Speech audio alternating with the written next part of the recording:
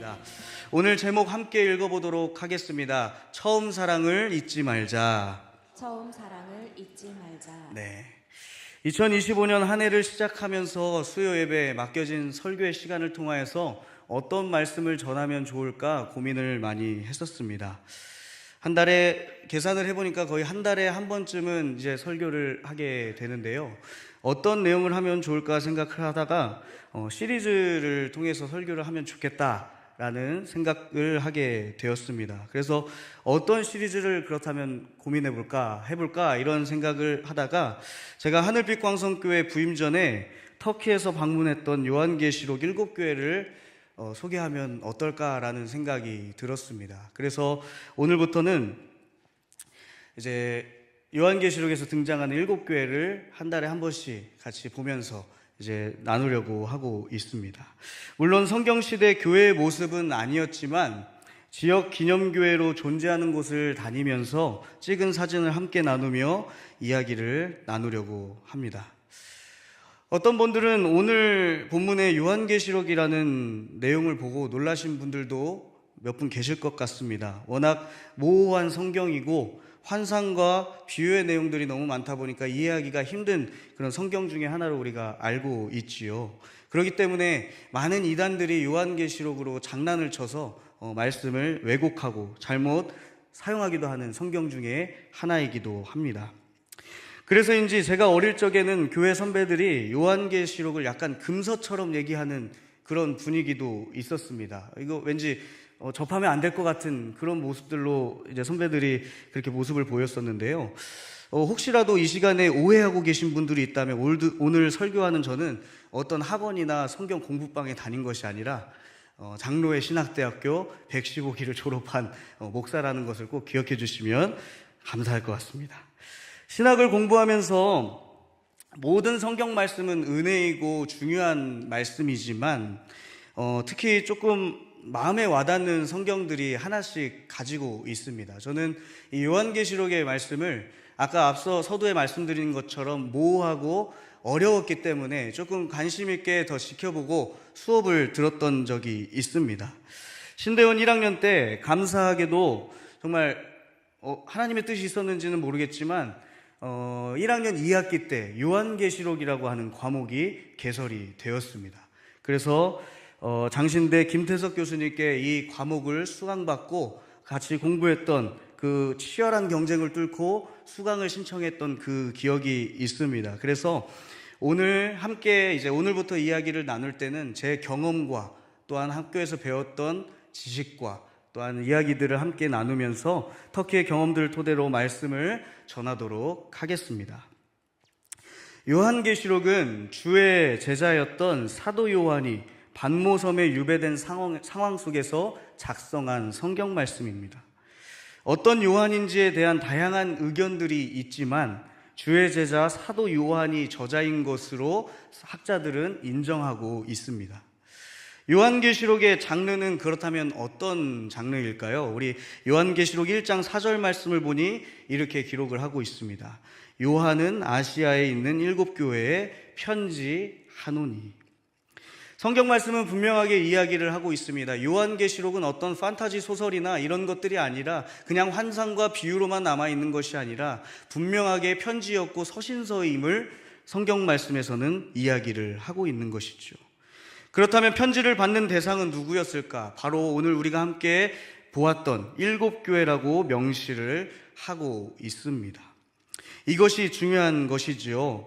이단들이 이 말씀을 해석할 때 자꾸 요한이 자기들한테 준 말씀이라고 이렇게 이야기를 합니다. 그래서 그들이 저지르는 과오가 뭐냐면 이 해석을 하면은 당시에 편지를 받았던 7교회 그 대상자들이 살던 문화와 배경을 이해하고 해석을 해야 되는데 오늘날 우리가 살고 있는 그리고 그들이 경험했던 그것을 토대로 해석을 하다 보니까 이게 자꾸 이상하게 해석이 되고 오해가 불러일으키게 된 것입니다. 그래서 그들은 자신들의 입맛대로 다양한 환상과 비유적인 표현을 해석하기도 하지요. 오늘날 우리 상황이나 문화에 맞춰 해석을 합니다. 이것이 문제가 되었던 것입니다. 요한계시록을 비롯해 성경을 해석할 때 오늘날 우리 상황이 아닌 그 당시 그 성경 말씀을 받아들였던 그 시대의 문화와 배경을 이해하고 해석할 필요가 있습니다. 물론 수신자를 통해서 주는 그 교훈을 오늘날 우리가 살고 있는 삶에서 적용하기 위한 2차적인 해석을 우리가 잘 해야 되는 부분도 있긴 하지만 1차적인 해석은 그들이 살았던 문화의 배경과 상황들을 이해해야 될 필요가 있었던 것입니다. 이것이 중요한 부분입니다. 그리고 이어지는 서론에서 오늘 편지의 대상자였던 이제 편지를 받게 되는 7교회를 향한 메시지가 이제 하나하나 등장하기 시작하는 것을 확인할 수가 있지요. 요한계시록을 받은 소아시아 7교회는 오늘날 튀르키예 지역에 있는 곳입니다. 이미지를 보시면 보시는 사진은 구글맵에 제가 다녀온 지역들을 표시를 한 것입니다. 특별히 파란색으로 표시된 지역들이 7교회가 속해 있는 곳입니다. 이렇게 약간 이게 U자를 뒤집어 놓은 듯한 모양으로 되어 있죠. 그래서 저 동떨어져 있는 바닷가 위에 있는 것이 요한이 유배되었던 반모섬이 저기에 있고요. 그 순서대로 에서버두 사빌라 해서 7교회가 존재하게 됩니다. 저는 저 순서대로 차를 렌트해서 다녔던 기억이 있습니다. 혼자 돌아다니면서 7교회를 방문했던 모습이 저 구글맵에 나타나 있습니다. 반모섬도 가보고 싶었지만 지금 반모섬은 튀르키예 땅이 아니라 그리스에 속해 있는 지역이다 보니 가기가 조금 어려운 부분이 있어서 나중에 기회가 되면 다녀오려고 하고 있습니다. 7교회를 3박 4일 일정으로 차를 렌트하며 다녀왔고 튀르키예, 터키에 다녀보신 분들은 아시겠지만 튀르키예는 우리나라처럼 땅이 좁은 게 아니라 엄청나게 광활한 땅입니다. 그래서 이 차로 다니고 하는 도시와 도시를 오고 가는 이 시간이 기본 3-4시간이 걸립니다. 그래서 어느 날은 차에서 10시간을 그냥 차에서 시간을 보낸 적도 있습니다. 졸릴만 하면은 한 곳에 쉬어가지고 쉬었다 가기도 하고 그러고 계속 운전하고 그러다 보니까 10시간 동안 운전을 했던 기억이 있습니다. 그럼에도 7교회 지역에 다녀온 것은 너무나도 저의 인생에 있어서 유익한 시간이었고 요한계시록을 좋아하던 저로서는 그 시대의 문화를 조금이라도 이해할 수 있는 귀한 시간들이었습니다. 오늘은 그 첫 시작 에베소 교회를 이야기하며 나가도록 하겠습니다. 에베소는 로마 알렉산드리아 그리고 수리아 안디옥과 더불어 로마의 4대 도시 중에 하나였습니다. 주 1세기 소아시아에서 가장 중요한 도시 중 하나가 바로 이 에베소 지역이었습니다. 왜 그랬을까요? 에베소는 로마의 주요 무역 항구가 있었던 도시였기 때문입니다. 무역 항구가 존재해서 무역이 활발하게 이루어지고 많은 외국인들이 왔다 갔다 하며 돌아다닐 수 있는 그런 도시 중에 하나였습니다. 이것이 에베소의 부를 이루는 이유가 바로 이 무역 항구였다는 것이 중요합니다. 이 사실을 기억하고 계시면 뒤에 이어서 나오는 말씀을 이해하시는데 조금 도움이 되십니다. 항구 도시여서 이탈리아와 그리스를 서쪽으로 여행하기 위한 거점 도시이기도 했고요.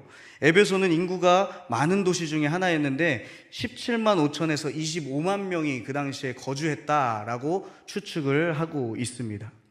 가내공업과 공방, 각종 거래로 북적이는 도시, 무역도시라는 점을 볼 때 상당히 활발한 도시 중에 하나였고 풍요로운 부를 이루는 도시 중에 하나였습니다. 인상적인 건물과 종교 구조물, 아데미 신전이 유명한 곳이 바로 이 에베소 지역인데요. 바울 시대와 그 이전부터 중요한 교회가 에베소에 있었고 바울이 2년간 사역한 곳이기도 하며 그곳에 기독교를 전파하는 촉매가 되었던 곳이기도 합니다. 우리 사진을 같이 한번 나눠봤으면 좋겠는데요.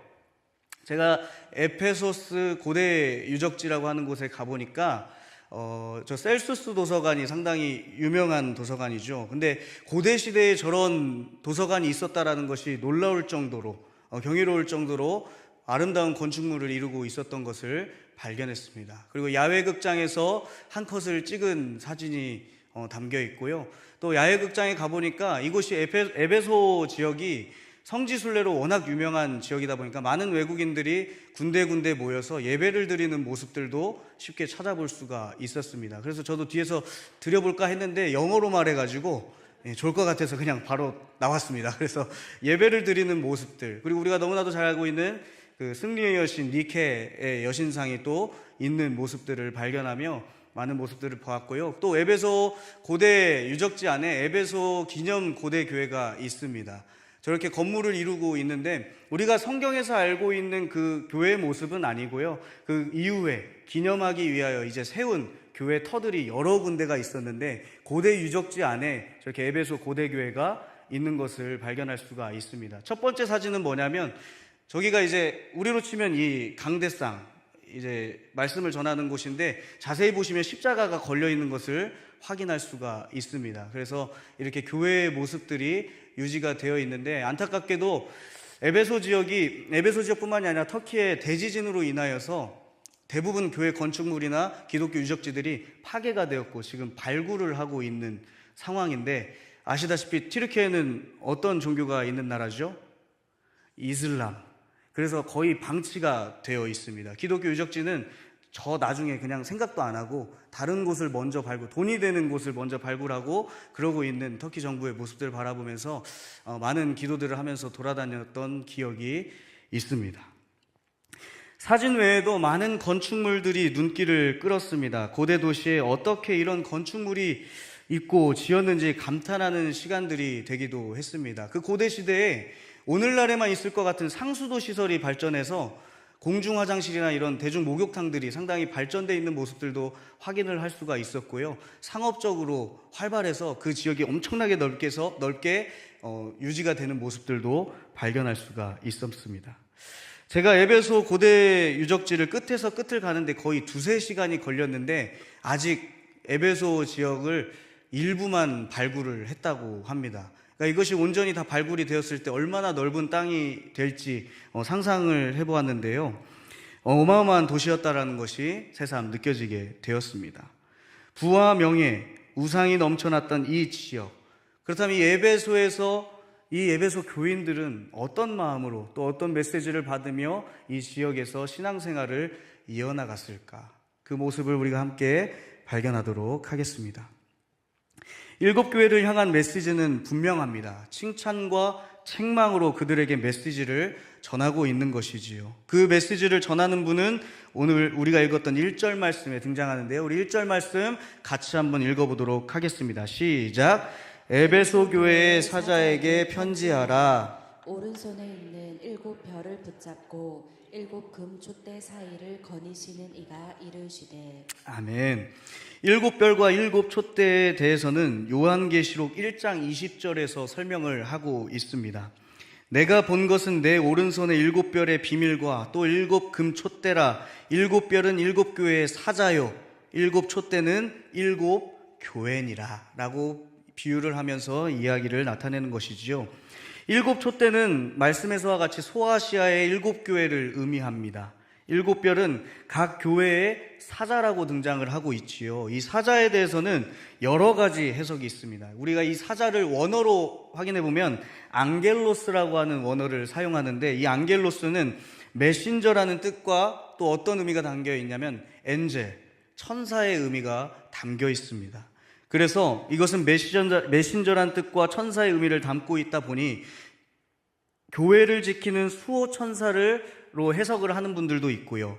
교회를 의인화하여 표현한 사람들도 있고요. 또 교회의 지도자였다. 그러니까 에베소 교회를 이끌었던, 각 교회를 이끌었던 지도자다라고 표현을 하기도 하고 파송된 전령으로도, 그러니까 그 편지를 전달하는 그 전령자를 표현하기도 합니다. 여러 가지 해석이 있지만 결국 교회를 대표하는 자로 이 말씀이 쓰여졌다라는 것은 변함이 없습니다. 이 교회를 대표하는 자. 에베소 교회여, 교회의 주인이시며 우리의 주권을 가지시고 교회와 너희 한 사람 한 사람 삶 속에서 함께 동행하시며 지켜주시는 예수 그리스도께서 하시는 말씀을 귀 기울여 들어라 라는 것입니다. 7별과 7 촛대, 7 교회 사이를 거니시는 분, 너희를 주권적으로 이끄시는 분, 예수 그리스도께서 너희에게 전하는 말씀을 들어라. 사도 요한이 예수 그리스도를 통해서 들었던 에베소를 향한 메시지를 대신 전하고 있었다라는 것이지요. 사도 요한이 이야기한 내용은 자신이 지어서 낸 표현이 아니라 우리의 구주 되시는 예수 그리스도께서 너희를 향한 말씀이다라는 것을 나타내고 있는 것입니다. 그리고 이어지는 말씀에서 예수님께서 에베소 교회를 향한 칭찬과 책망의 내용이 등장하고 있습니다. 우리 하나하나 살펴보도록 하겠습니다. 첫 번째 칭찬인데요, 어떤 상황에서도 인내했다라는 것입니다. 우리 2장 2절 상반부와 2장 3절의 말씀을 같이 한번 볼 텐데요, 2장 3반절에 이렇게 나와 있습니다. 내가 내 행위와 수고와 내 인내를 알고. 우리 3절 말씀은 같이 한번 읽어보도록 하겠습니다. 또 내가 참고 내 이름을 위하여 견디고 게으르지 아니한 것을 아노라. 요한계시록의 전체적인 주제가 하나 있는데요, 그게 뭐냐면 바로 인내함입니다. 인내함. 박해와 고난, 고통 속에서도 예수 그리스도께서 허락하신 새하늘과 새 땅을 소망하며 인내하라는 것이 요한계시록의 전체 주제입니다. 그렇다면 에베소 교회는 이 요한계시록을 향한 그 주제 말씀을 잘 지키고 있었을까요? 안 지켰을까요? 잘 지켰다라는 것입니다. 그 고통 가운데서도, 너희들이 당했던 그 박해 안에서도 이 고난을 담대하게 이겨내며 복음을 지켜냈다라는 것입니다. 초대교회는 수많은 유혹과 반대한 세력들을 향한 공격들이 즐비했습니다. 때론 목숨 내놓고 신앙생활을 해야 했던 것이 비일비재했습니다. 그들은 이것을 이겨내고 견뎌내었다라는 것입니다. 그들의 견뎌냈던 모습은 그들의 행위와 수고로 이어졌다라고 말씀 가운데 나타내고 있지요. 여기에서 나타나 있는 이들의 수고라는 부분을 주석을 보니까 이렇게 해석을 합니다. 기독교적 섬김이다 라고 이야기를 하고 있습니다. 그렇다면 기독교적 섬김은 무엇일까? 복음을 심은 자들의 노력에 참여했고 헛되지 않게 열매를 거두었다라는 것입니다. 그러니까 전도했던 그들이, 복음을 전했던 그들의 복음의 씨앗이 심겨져 있을 때에 교인들은 그것을 무시하고 멀어졌던 것이 아니라 그것을 내 말씀으로 받아들이고 열매를 맺으며 복음의 열매를 맺었다라는 것입니다. 이것이 바로 그들의 수고, 너희와 행위와 수고를 통하여서 이 인내를 견뎌냈다라는 것을 나타내고 있는 것입니다. 믿음을 결국 지켜냈다라는 것이지요. 복음이 헛되지 않기 위해 목숨을 걸고 그들의 복음을 지켜낸 것을 의미합니다. 그래서 3절 말씀을 보니 그들의 행위와 수고는 예수 그리스도의 이름을 위하여 견뎌냈다라고 이야기를 하고 있는 겁니다. 예수 그리스도의, 너의 이름이 아니라, 너의 영광이 아니라 오직 예수 그리스도의 이름을 위하여 너희들이 고난을 이겨냈다. 이것을 우리는 그리스도의 고난에 동참했다라고 이야기를 합니다. 베드로 사도는 하나님의 영광에 참여하기 위해 그리스도의 고난에도 우리는 기꺼이 참여해야 한다라고 성경 가운데 이야기를 합니다. 우리 베드로전서 4장 13절 말씀 같이 한번 읽어보도록 하겠습니다. 시작.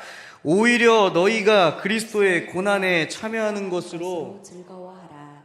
이는 그의 영광을 나타내실 때에 너희로 즐거워하고 기뻐하게 하려 함이라. 아멘. 고난에 어떻게 하라고요? 고난에 참여하기에 즐거워하라. 고난에 참여하기에 즐거워하라. 그의 영광을 나타내실 때에 너희로 즐거워하고 기뻐하게 하려 함이라고 이야기를 하고 있습니다. 그리스도의 고난에 동참하는 것이 바로 우리의 하나님의 영광을 올려드리는 방법이다라고 베드로 사도는 이야기를 하고 있는 것이지요.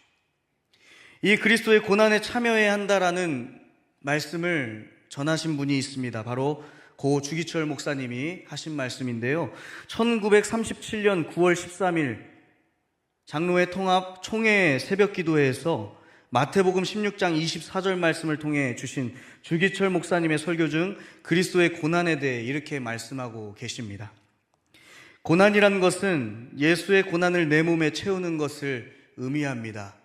이는 자신의 잘못이나 실수로 인해 오는 고난이나 세상으로부터 오는 고난이나 천재지변으로 인해 오는 고난이 아닙니다.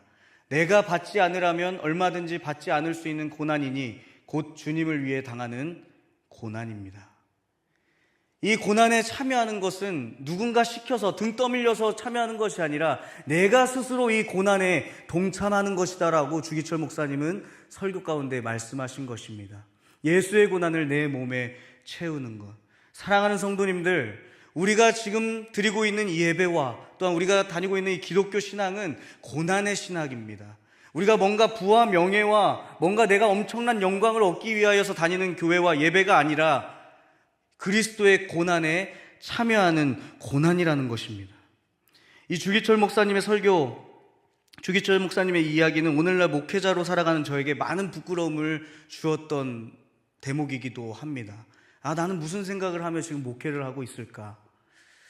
내가 과연 초대교회와 그 박해받던, 우리나라에서 박해받던 그 기독교 시대로 돌아간다면 나는 과연 이것을 잘 감당해낼 수 있을까? 조금이라도 내가 손해본다고 했을 때 투정 부리고 넘어지려고 했던 모습이 내 가운데 있는데 나는 과연 이 고난의 즐거움으로 참여를 할 수가 있는 것일까? 순간 말씀을 준비하면서 부끄러운 마음이 생기게 되었습니다. 얼마나 편한 시대에 목회를 하고 그리스도인으로 살아가고 있는지 한번 떠올려 보게 되었습니다. 사랑하는 여러분, 그리스도의 고난에 참여한다는 것은 내가 고통당할지 알면서도 고난의 길, 그리고 십자가의 길을 선택하는 것입니다. 그리스도인으로 살아간다는 것은 편해지는 것이 아닙니다. 고통이 올 때도 있고 때론 내 생각대로 되지 않아 넘어지기도 합니다. 손가락질 당하기도 합니다. 그럼에도 우리는 이 길을 포기하지 않고 걸어가야 합니다. 왜 그럴까요? 바로 에베소 교인들의 모습처럼 인내하여 복음의 열매를 맺기 위함입니다. 우리가 전도하는 것, 우리가 선교하는 것, 또 때론 내가 내 것을 잃어버리고 내 시간을 내어놓고 예배 자리에 나와서 예배를 섬기며 주님께 영광을 올려드리는 것이 다른 이유가 아니라 바로 에베소 교인들이 보였던 그 모습, 작지만 그리스도의 고난에 동참하는 마음으로 참고 견디며 하나님 앞에 나오라는 것이지요. 이것을 에베소 교인들은 이겨냈다라는 것입니다. 하나님 안에서 칭찬받는 우리 모두가 되길 간절히 소망합니다. 두 번째 칭찬의 내용입니다. 두 번째 칭찬은 거짓된 것을 드러내고 배척했다라는 것입니다. 오늘 우리가 읽었던 2절 하반부와 6절 말씀에 이 내용이 담겨져 있는데요. 우리 2절 하반부 말씀 같이 한번 읽어보도록 하겠습니다. 또 악한 자들을 용납하지 아니한 것과 자칭 사도라 하되 아닌 자들을 시험하여 그의 거짓된 것을 내가 드러낸 것과. 아멘. 교회는 회개하고 연약한 죄인들을 사랑하고 품어야 하는 공동체입니다. 그런데 함께할 수 없는 사악한 자들, 그러니까 회개치 않고 거짓으로 회개한 자들, 그 자들은 분별하여 징계해야 되는 역할도 가지고 있습니다. 에베소 교회에서 나왔던 대표적인 예가 바로 여기 나오는 자칭 사도들입니다. 자칭 사도는 이곳저곳 다니며 거짓 교리를 설파하며 신도를 유혹하는 자들입니다. 오늘날 이단이라고 할 수가 있겠지요. 거짓 사도들, 그러니까 자칭 거짓 선지자들을 배척해야 되고 그들을 징계해야 된다는 것입니다. 에베소 교회가 그 역할을 잘 했는데요. 사도 바울은 전도 여행을 하던 중 에베소 장로들과 이제 고별 설교를 하면서 예언하며 경고하기도 했던 부분 중에 하나가 바로 이 부분입니다. 사도행전 20장 29절 30절 말씀을 제가 읽어드리도록 하겠습니다.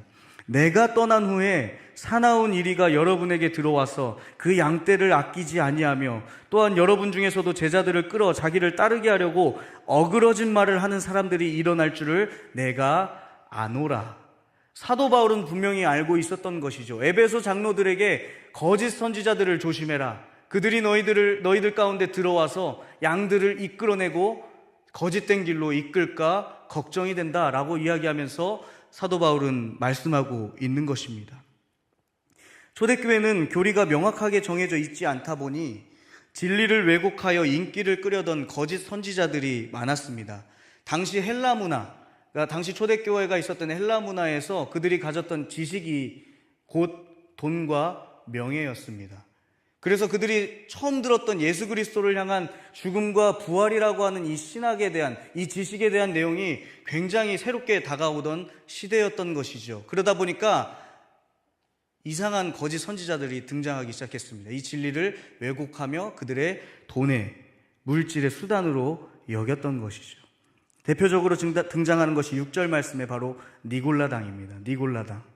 니골라당은 성경적으로 볼 때 영지주의 정신을 따라 무율법주의와 무도덕주의를 바탕으로 자유주의에 빠져 당시 로마 시대에 섬기던 우상들을 함께 섬긴 종교 타협주의자들을 의미합니다.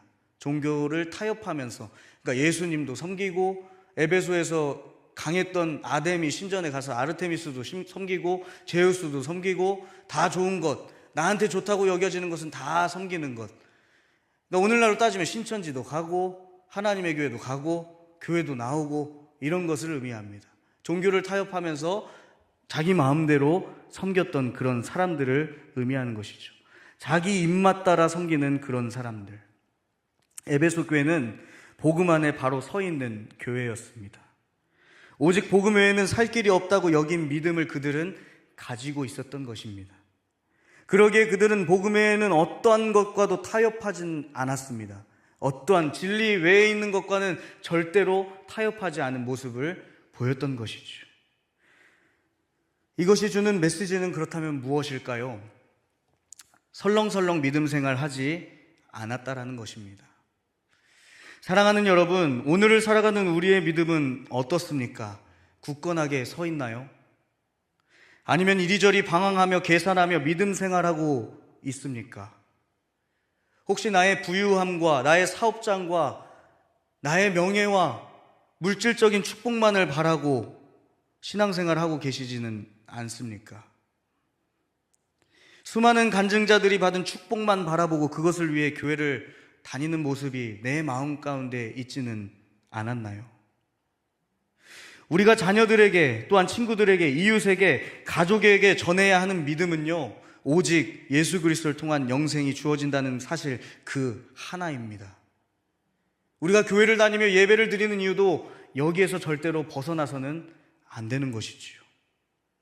물론 신앙생활 하다 보면 하나님이 크신 은혜를 베풀어 주셔서 물질의 축복, 건강의 축복, 내가 이해하지 못하는 명예와 부를 얻을 수도 있습니다. 하지만 이것을 우리는 1번으로 추구해서는 절대로 안 됩니다. 오직 우리가 1번으로 추구해야 되는 것은 니골라당과 다른 모습, 에베소 교인들이 보였던 그 믿음의 모습, 오직 복음 외에는 다른 것은 없다라는 사실입니다. 더 나아가서 예수 그리스도만이 나의 예배의 이유 되시며 내가 오늘 신앙생활하는 이유라는 사실입니다. 이 사실을 우리가 최우선 목적으로 가지고 나가야 됩니다. 나의 만족과 물질적 풍요로움, 삶의 문제 해결이 최우선 목적이라면 그 목적이 이루어지지 않았을 때 어떻게 되냐면 10중 8구 다 떠나게 되어 있습니다. 내가 기도했는데 왜 하나님 내 삶은 이렇습니까? 역시 교회에서는 진리를 찾기가 어려워하면서 떠나는 그런 모습들. 조금만 내 뜻대로 내 생각대로 되지 않으면 다른 교회에 가야지. 이런 시험 드는 그런 모습들. 다른 목적을 우리가 추구하고 있기 때문에 이런 모습들이 나타나게 되는 것입니다. 목회자도 변질이 되는 이 세상 가운데 우리가 살고 있지 않습니까? 수많은 성문제와 물질적인 그 범죄들, 이런 모습들 가운데 변질되고 있는 이 상황 가운데서 우리가 이런 것들이 목적이 된다면 우리 안에선 희망을 찾을 길이 전혀 없는 것이지요. 우리는 오직 예수 그리스도로 주어지는 구원을 믿고 전해야 할 뿐입니다. 믿음을 통해 얻게 되는 영생을 바로 전해야 하는 것이지요. 세상에서는 소망 하나 없지만 우리가 가게 될 그 나라를 소망하여 살아가야 한다라는 것입니다. 이것이 우리의 믿음이 되어야 할 줄로 믿습니다. 이 믿음을 에베소 교인들은 온전히 보였다라는 것입니다. 그러나 칭찬만 받았을 것 같은 에베소 교회도 책망을 받게 되는데요. 오늘 에베소 교회가 받았던 책망의 내용은 바로 이렇습니다. 처음 사랑을 버렸다. 우리 4절 말씀 함께 읽어보도록 하겠습니다. 시작. 그러나 너를 책망할 것이 있나니 너의 처음 사랑을 버렸느니라. 아멘. 에베소 교회가 받은 책망은 사실 치명적인 결과를 나타내는 책망이었습니다. 처음 사랑을 잃어버렸다. 처음 사랑은 그렇다면 무엇일까요? 우리가 처음 하나님을 만나 뜨거웠던 그 시간, 내가 처음 하나님을 인격적으로 만나서 하나님을 구주라 고백했던 그때의 그 뜨거웠던 그 열정과 그 마음을 의미하는 것입니다. 우리 성도님들은 첫사랑하면 어떤 것들이 떠오르시나요? 물론 지금 이야기하면 가정에서 어려움이 생기실 분들도 계실 것 같아서 마음속으로 한번 생각해 보시면, 내가 가졌던 그 첫사랑은 어땠을까?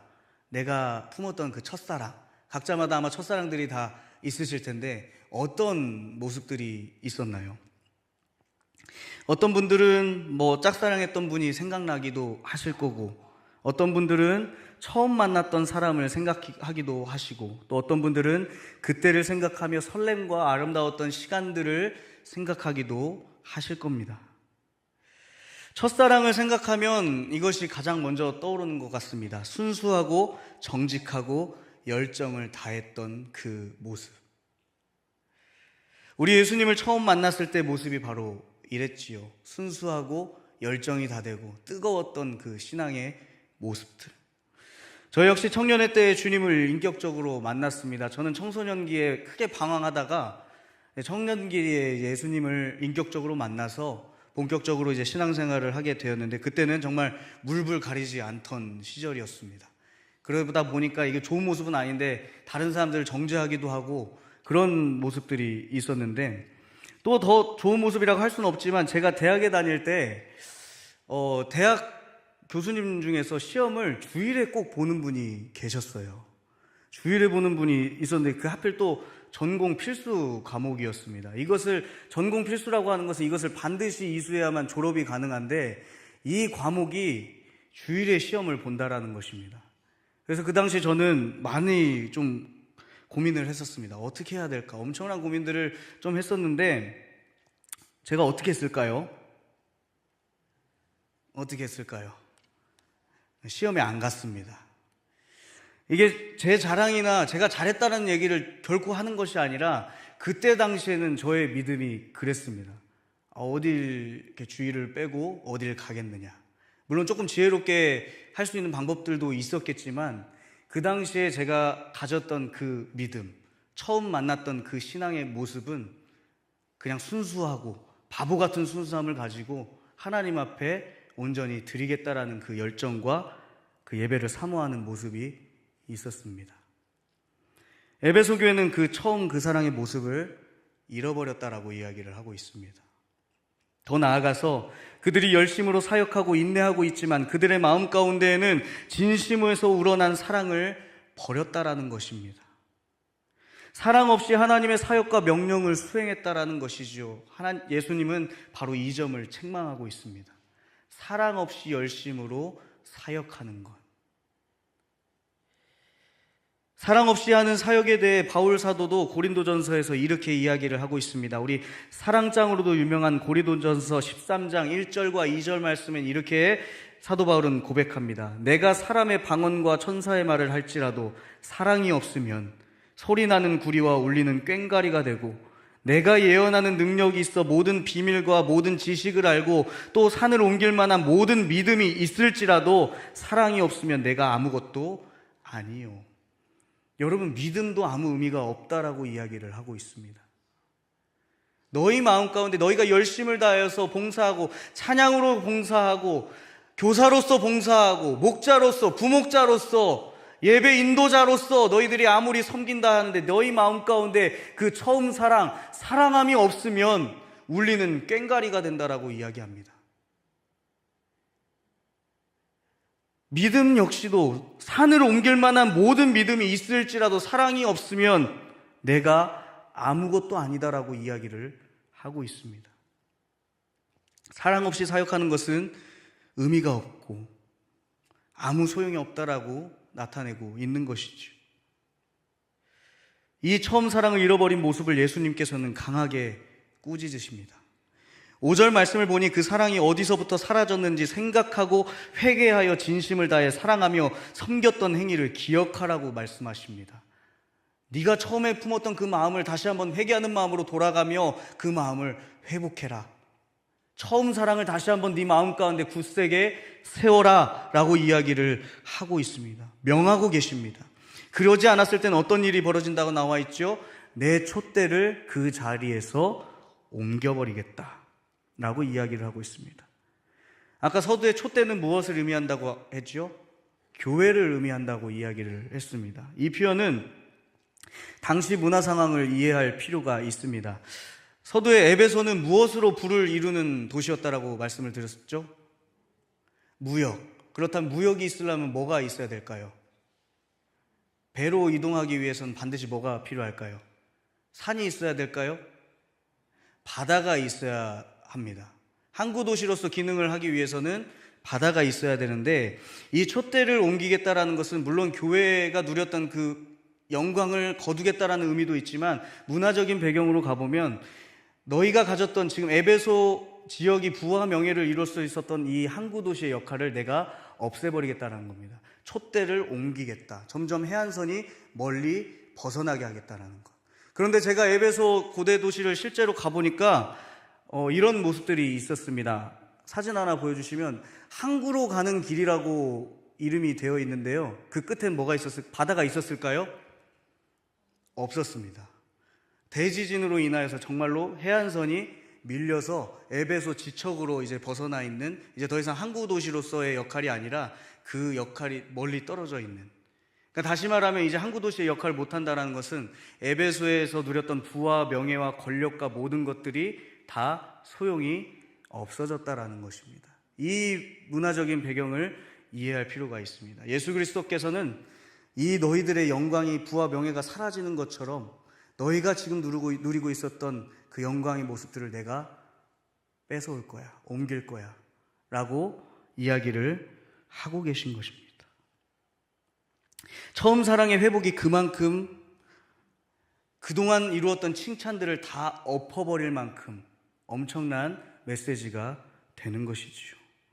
처음 사랑의 회복이 그만큼 중요하다는 것입니다. 사랑하는 성도님들, 조심스럽지만 오늘날 한국교회와 몸된 교회인 저, 그리고 우리가 회복해야 하는 모습이 아닌가 생각해 봅니다. 존경받던 교회가 이제는 손가락질 당하고 있는 시대를 우리는 살고 있습니다. 정말 전도하기 어려운 시대 가운데 살고 있지요. 왜 그럴까요? 세상과 다를 것이 하나 없는 모습을 교회가 보여주고 있기 때문입니다. 회개가 사라진 이 시대 가운데 첫사랑의 회복, 회개가 마음에서 사라진 시대를 우리가 지금 살고 있기 때문입니다.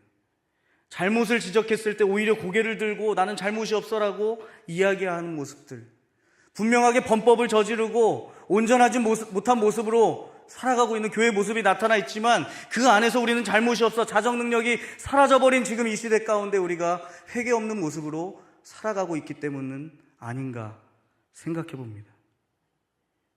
우리는 그 처음 사랑을 회복해야 됩니다. 아무리 아름다운 모습으로 우리가 다 가꾼다 할지라도 우리 내면이 회개가 되지 않고 어둡고 세상 유혹과 만족으로 가득 차 있는 그 모습 가운데서 우리는 결코 하나님의 사역을 온전히 감당할 수가 없습니다. 에베소 교회인들이 받았던 책망처럼 말이죠. 그때의 사랑을 기억하고 마음으로부터 우리는 돌이켜야 합니다. 그래서 처음에 가진 그 열정과 순수한 마음으로 하나님을 향해 기쁨으로 달려가야 할 것입니다. 사랑하는 하늘빛광성교회 성도 여러분, 에베소 교회를 향한 서신에서 마무리 말씀은 이렇게 7절 말씀은 이렇게 기록하고 있습니다. 귀 있는 자는 성령이 교회들에게 하시는 말씀을 들을지어다. 이기는 그에게는 내가 하나님의 낙원에 있는 생명나무의 열매를 주어 먹게 하겠노라 말씀하십니다. 결국 오늘 말씀을 통해 중요한 가르침은 예수님께서 너희에게 전하신 말씀을 듣고 순종해야 한다라는 것입니다. 예수님께서 너희에게 말씀하셨던 처음 사랑을 회복하고 잊지 말라고 하신 말씀을 우리가 마음팍에 새기고 다시 한번 하나님을 만났던 그 처음 사랑을 회복하라고 말씀하고 있는 것입니다. 완악한 백성은요, 하나님의 말씀에 어떻게든 저항합니다. 어떻게든 안 들으려고 해요. 나에게 주시는 말씀이 아니야. 어떻게든 벗어나려고 하는 그 모습들을 보입니다. 하지만 듣고 순종하는 자들에게는 이기는 자, 곧 예수 그리스도를 끝까지 따르고 진심으로 구주로 믿음을 가지며 승리하는 자들에게 하나님의 낙원에 있는 생명나무의 열매를 주어 먹게 한다고 분명하게 약속하고 계십니다. 이 열매는 무엇입니까? 태초에 하나님이 천지를 창조하시고 인간들에게 생명나무 열매를 먹게 하셨는데 인간의 타락으로 인하여서 이제 더 이상 먹지 못하게 되는 그 열매를 우리에게 다시 약속하신 새하늘과 새 땅, 새 예루살렘을 통하여서 생명나무를 먹게 하는 그 역사 가운데 너희를 이끄실 거다라고 말씀하고 계시는 것이지요. 바로 이것이 오늘 우리가 교회를 다니는 이유이고 예수 그리스도를 구주로 고백하는 이유이고 우리가 소망하며 살아가야 되는 이유가 바로 여기에 있는 것입니다.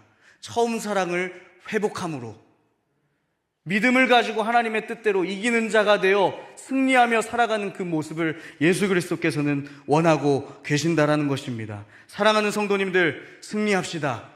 그런 의미에서 2025년 우리 교회에 주시는 메시지가 얼마나 좋은 메시지인가요? 우리는 가서 섬기고 사랑하겠습니다. 사랑하겠습니다. 하나님 사랑을 먼저 품고 이웃을 사랑하는 그 마음을 가지고 우리는 가서 예수님이 보여주신 모습으로 섬기며 사랑하겠습니다. 이 말씀을 나의 말씀으로 새기며 2025년 끝까지 승리하며 살아갈 수 있는 저와 여러분 되길 간절히 소망합니다. 처음 사랑을 잊지 말고 회복합시다. 그리하여 하나님께서 베풀어 주신 은혜를 누리며 살아가는 우리 모두가 되기를 간절히 소망합니다. 그런 우리들을 통하여 우리 교회가 더욱 굳건히 세워지고 이 땅의 빛과 소금의 역할을 감당하는 하늘빛 광성 교회가 되기를 주님의 이름으로 간절히 축원합니다.